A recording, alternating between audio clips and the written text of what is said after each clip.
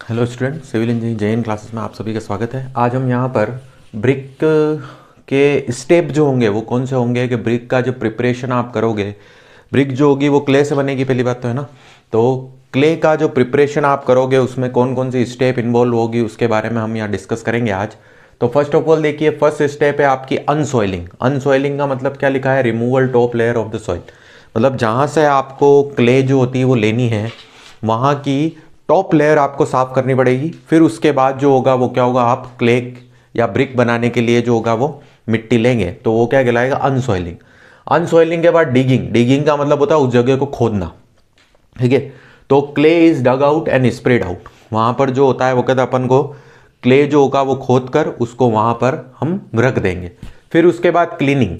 जब कोई भी मिट्टी आप किसी भी ग्राउंड सरफेस से निकाल देंगे तो उस मिट्टी में बहुत सारे स्टोन भी होंगे, कई सारे वेजिटेबल मैटर्स भी जो होंगे वो होंगे, छोटे छोटे कंकड़ पत्थर बहुत सारे होंगे। तो उन सभी को जो होता है वो अलग अलग करना, वो सब क्या कहलाएगा, आपका cleaning. Free from the stone and vegetables जो होगा वो हो जाएगा। फिर उसके बाद होगी वेदरिंग। वेदरिंग का मतलब ये है कि आप जो भी अपने क्ले जो होती है वो डग आउट की है, उसको आप जो होता है वो थोड़ी देर पानी मिलाकर जो होता है वो छोड़ दीजिए, ठीक है। पानी मिलाकर छोड़ देने से हमारे पास एडवांटेज ये होगा कि जितनी भी उसको एब्जॉर्ब करना होगा वाटर, वो एब्जॉर्ब कर लेगी। और फिर प्रोसेस के समय जो होता है वो क्या होता है, पानी का एब्जॉर्प्शन जो होगा वो उसमें कम हो जाएगा, ठीक है। फिर नेक्स्ट अपने पास आएगा ब्लेंडिंग। ब्लेंडिंग जो होगा वो क्या होगा, ingredient are spread on out, ठीक है। अब जब हम ब्रिक बनाते हैं तो उस समय जो होता है बहुत सारे इंग्रेडिएंट जो होता है उसमें चाहिए, जैसे सिलिका, एल्यूमिना, बहुत सारे इंग्रेडिएंट उसमें होते हैं। तो हम ये चेक करेंगे कि भाई उसमें कौन सा इंग्रेडिएंट कम है। यदि उसमें कोई सा भी इंग्रेडिएंट कम है तो उसको मिलाना, वो क्या कहलाएगा, आपका ब्लेंडिंग कहलाएगा। फिर उसके बाद आएगा टेम्परिंग। अब उसके बाद टेम्परिंग में अब हमें जो होता है वो क्या, पूरा उसको प्रॉपरली मिक्स करना है वाटर के साथ। क्ले को क्या करना है, वाटर के साथ प्रॉपरली मिक्स करना है। तो clay plus sufficient quantity of water हमें क्या करना है, ऐड करना है। तो जब आप इन दोनों को जो होता है वो ऐड करोगे, क्ले और water, clay plus sufficient quantity of water for proper mixing, तो वो प्रोसेस क्या कहलाएगा, टेम्परिंग। और टेम्परिंग में जो होता है वो कहता है सबसे इंपॉर्टेंट पूछा जाने वाला क्वेश्चन ये होता है कि भाई टेम्परिंग आप करोगे तो टेम्परिंग आप कौन सी मिल में करोगे। तो टेम्परिंग अपन किस में करेंगे, पग मिल में करेंगे। तो ये ब्रिक के प्रिपरेशन की जो होगी फर्स्ट स्टेप हो जाएगी कि प्रिपरेशन ऑफ क्ले में कौन सी आ जाएगी, अनसॉइलिंग, मिट्टी को जो होता है ऊपर लेयर हटाना। डिगिंग मतलब उसको खोदना। क्लीनिंग मतलब उसको क्लीन करना। वेदरिंग मतलब उसको पानी मिलाकर थोड़ी देर के लिए छोड़ देना। ब्लेंडिंग का मतलब कोई इंग्रेडिएंट कम रह जाए तो वो मिलाना। और टेम्परिंग पग मिल में जो होगी वो की जाएगी।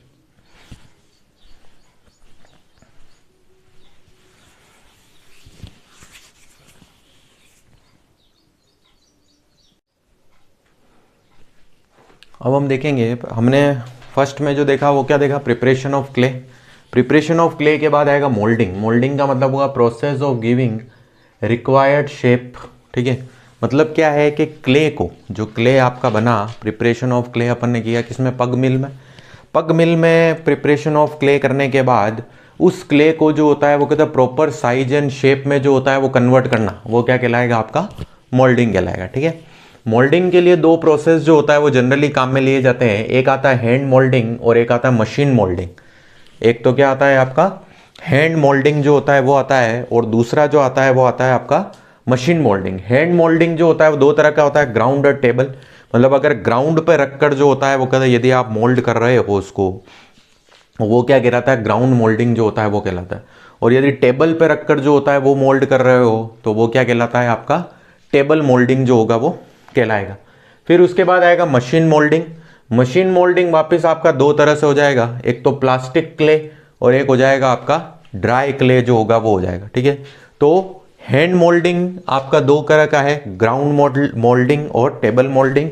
फिर उसके बाद मशीन मोल्डिंग आपके पास दो तरह का है, प्लास्टिक क्ले और ड्राई क्ले। अब जब आप मोल्ड करते हो, ठीक है, तो उस समय जो होता है दो तरह के मोल्ड जो होते हैं वो यूज़ किए जाते हैं। वुडन मोल्ड भी हो सकता है और स्टील मोल्ड भी हो सकता है।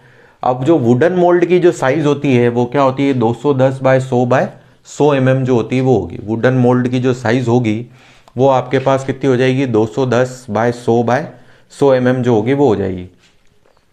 और स्टील मोल्ड की साइज जो होगी वो क्या होगी 6 mm थिक जो होगी वो आपकी हो जाएगी। सो 10 बाय 100 बाय 100। अब वुडन मोल्ड जनरली प्रीफर जो होता है वो इसलिए नहीं किया जाता है कि हो सकता है कि भाई वुडन मोल्ड क्ले में से जो होता है वाटर को क्या कर ले, एब्जॉर्ब जो होता है वो कर ले, इसलिए जनरली स्टील मोल्ड जो होता है वो प्रीफर किया जाएगा। फिर उसके बाद अगर आप मोल्ड जो होता है वो अपन बना रहे हैं तो मोल्ड की जो विड्थ है वह लगभग 8 से 12% जो होता है वो ज़्यादा होनी चाहिए ब्रिक से, ब्रिक की साइज से। क्यों? क्योंकि जब वो एक्सपेंड हो, ठीक है, तो एक्सपेंड होने पर जो होता है उसकी साइज और शेप में कोई भी चेंज जो होता है वो नहीं आना चाहिए। इसलिए जनरली मोल्ड की जो साइज है वो 8 से 12% क्या ज़्यादा रखी जाती है। फिर दो टाइप में देखिए, स्लोप मोल्डिंग और सैंड मोल्डिंग भी जो आता है वो आता है। स्लोप मोल्डिंग में यदि मोल्ड के अंदर वाटर स्प्रे करके अगर मोल्डिंग की जाए तो वो क्या कहलाती है, स्लोप मोल्डिंग, और यदि सैंड स्प्रे कर रहे हैं तो सैंड मोल्डिंग कहलाएगी। तो पहला प्रोसेस आपके पास क्या हो गया, प्रिपरेशन ऑफ क्ले, और दूसरा प्रोसेस जो आपके पास हुआ वो हुआ मोल्डिंग। तीसरा प्रोसेस होगा ड्राइंग। अब मोल्ड हो गया है, मोल्ड होने के बाद अब ईंटों को क्या जाएगा, सुखाया जाएगा। तो सुखाने में दो तरह के प्रोसेस काम में लिया, एक तो नेचुरल और एक आता है आर्टिफिशियल। नेचुरल मोल्डिंग में कम से कम 3 से 10 दिन का समय जो होता है वो कितना लग जाता है, ठीक है, इसमें ज़्यादा समय लगता है नेचुरल में। और आर्टिफिशियल में आपके पास कम से कम 1 से 3 दिन का समय जो होता है वो लगता है। तो आर्टिफिशियल में जो टेम्परेचर होता है वो लगभग 120 डिग्री सेंटीग्रेड टेम्परेचर का जो होता है वो यूज़ जो होगा वो किया जाएगा, ठीक है। तो आपके पास देखिए प्रोसेस में प्रिपरेशन ऑफ क्ले आ गया, फिर मोल्डिंग आ गया, और फिर उसके बाद क्या आ जाएगा, ड्राइंग जो होगा वो आ जाएगा, ठीक है।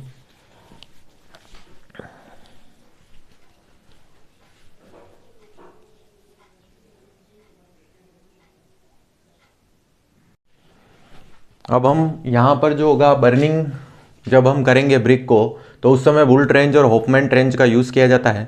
तो उसमें डिफरेंस यहाँ पर देखेंगे। सबसे पहले तो बर्निंग कैपेसिटी, बर्निंग कैपेसिटी क्या होगा, 3 लाख इन 12 डे, ठीक है, और होफमैन में हो जाएगा 40 लाख इन 1 सीजन, ठीक है। 12 दिनों में 3 लाख ईंटें जो होता है वो कहते ये बर्न कर सकता है, जबकि होफमैन जो होगा वो क्या होगा, 40 लाख जो होता है वो कहते एक सीजन में जो होगा वो बर्न करेगा। अब कंटिन्यूटी वर्किंग, अब बुल ट्रेंच में आपको ये पता होना चाहिए कि बुल ट्रेंच जो होगा वो ज़मीन के अंदर खोद के जो होगा वो बनाया जाएगा, और जो चीज़ ज़मीन के अंदर खोद के बनाई जाएगी तो वो चीज़ आपके मानसून में काम नहीं करेगी, इसलिए नॉट इन मॉनसून जो होता है वो लिखा है। मतलब बुल ट्रेंच का यूज़ जो होता है वो कहते हैं मॉनसून में नहीं किया जाता है।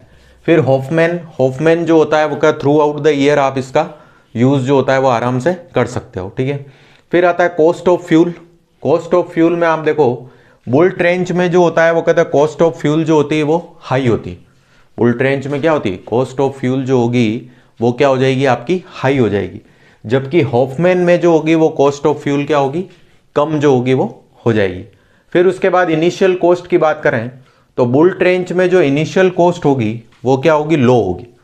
बुल ट्रेंच में जो इनिशियल कॉस्ट होती है आपकी वो तो क्या होती है, लो होती है, जबकि होफमैन में जो इनिशियल कॉस्ट होती है वो क्या होती है, हाई आपके हो जाएगी। फिर उसके बाद नेचर की बात करें तो बुल ट्रेंच सेमी कंटिन्यूस है। अब सेमी कंटिन्यूस क्यों है, क्योंकि यह मानसून सीजन में काम नहीं करता है। मानसून सीजन में काम नहीं करने के कारण ही इसको क्या कहा जाता है, सेमी कंटिन्यूस जो होगा वो कहा जाएगा। अब होफमैन जो होता है वो क्या होता है, कंटिन्यूस है। होफमैन जो होता है वो कंटिन्यूटी में काम करता है, इसलिए उसको क्या कहा जाता है, कंटिन्यूस कहा जाता है। पॉपुलरिटी की यदि हम बात करें तो बुल ट्रेंच जो होता है वो कहता है मोर पॉपुलर है, ठीक है, और होफमैन जो होता है वो आपका लेस पॉपुलर हो जाएगा। क्वालिटी ऑफ ब्रिक में, क्वालिटी ऑफ ब्रिक में फर्स्ट क्लास ब्रिक इससे स्मॉल प्राप्त होती है, मतलब स्मॉल क्वांटिटी ऑफ ब्रिक जो होती है फर्स्ट क्लास की प्राप्त होगी, जबकि इसमें जो होगी more quantity of first class brick प्राप्त होगी। तो ये दोनों ट्रेंच के बीच में डिफरेंस है कि बुल ट्रेंच और होफमैन ट्रेंच जो होता है वो किस तरह वर्क करता है।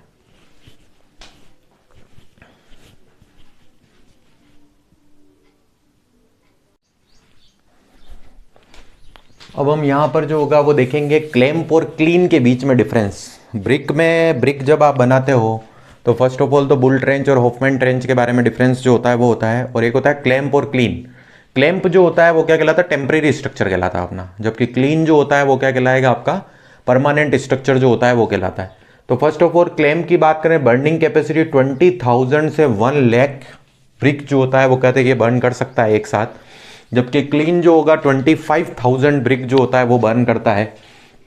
स्ट्रक्चर की बात करना है तो स्ट्रक्चर अपन ने पहले ही देखा कि क्लैंप जो होता है वो कहते हैं एक तरह का टेम्परेरी स्ट्रक्चर है, और क्लीन जो होता है वो क्या है, आपका परमानेंट स्ट्रक्चर जो होगा वो हो जाएगा। फिर उसके बाद कॉस्ट ऑफ फ्यूल की बात करें तो कॉस्ट ऑफ फ्यूल जो होगा वो आपके पास क्लैंप में क्या होगा, लो होगा, जबकि क्लीन में आपके पास जो होगा वो हाई हो जाएगा। ठीक है। फिर इनिशियल कॉस्ट की बात करें तो इनिशियल कॉस्ट भी क्लैंप में क्या होगी, लो होगी, और क्लीन में जो होगी वो हाई होगी। फिर उसके बाद फायर कंट्रोलिंग की बात करें, फायर कंट्रोलिंग क्लैंप में जो होगी वो आप फायर को जो होता है वो कंट्रोल नहीं कर सकते, जबकि क्लीन में अपन फायर को कंट्रोल कर सकते हैं। स्किल्ड सुपर, अब टेम्परेरी स्ट्रक्चर है तो टेम्परेरी स्ट्रक्चर में आपके पास जो होगा वो स्किल्ड सुपरविजन की आवश्यकता जो होती है वो नहीं पड़ती है। तो यहाँ पर नो लिखा है, यहाँ पर हमने क्लीन में क्या लिखा है, यस लिखा है। फिर उसके बाद quality of brick, quality of brick की बात करें तो क्लैंप में जो होता है वो फर्स्ट क्लास ब्रिक की क्वांटिटी जो होती है वो काफ़ी स्मॉल होती है। क्लैंप में फर्स्ट क्लास ब्रिक की जो क्वांटिटी होती है वह जो होती है वो काफ़ी स्मॉल होती है, जबकि क्लीन में जो होती है फर्स्ट क्लास ब्रिक की क्वांटिटी जो होती है वो क्या होती है, बहुत ज़्यादा होती है।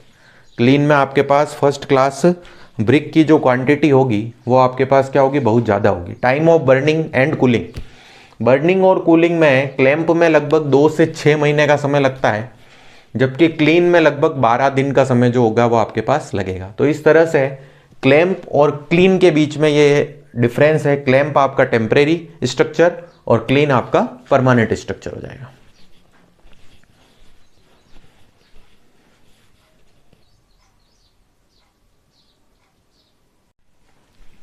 नेक्स्ट हम देखेंगे कि ब्रिक के ऊपर जो होता है कौन कौन से टेस्ट किए जाते हैं। तो फर्स्ट आता है डायमेंशन टेस्ट।